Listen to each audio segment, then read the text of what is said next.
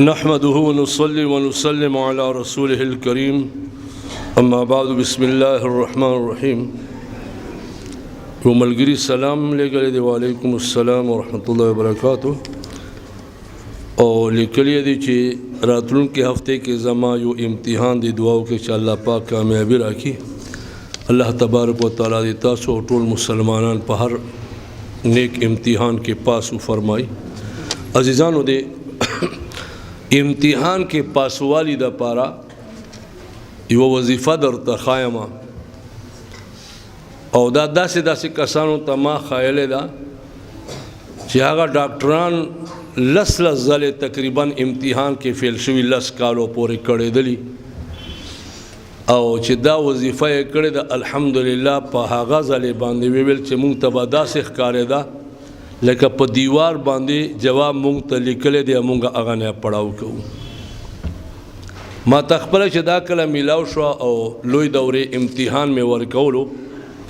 او دې وظیفې ته شوم نو یو ټوکې راپورې وکړې ویل مونږ دپاره هم وکړه خو چې ماښام کېدلو هغه فیل شوی و زه په ټول جامعه کې اول نمبر راغلی وم نو مطلب مې دا دی چې الله تبارک وتعالی ډېر لوی برکت پکې ایښی دی 2 ځلو امتحانو کې مې ویلې دی الحمدلله 2 ځلو کې اول نمبر ټاپ جامعه مې ټاپ کړی ده نو تاسو کومو کسانو امتحان وي نو امتحان په ټیم باندې سهار چې لمونځ وکړي نو لمانځه نه پس دی سوره یاسین یو ځلې ولولي سوره یاسین یو ځلې او دارنګې 2م نمبر باندې بیا چې لمر راوخیږي 4 رکعاته نفل د اشراق والبکوي 4 رکعاته نفل د اشراق دا دوه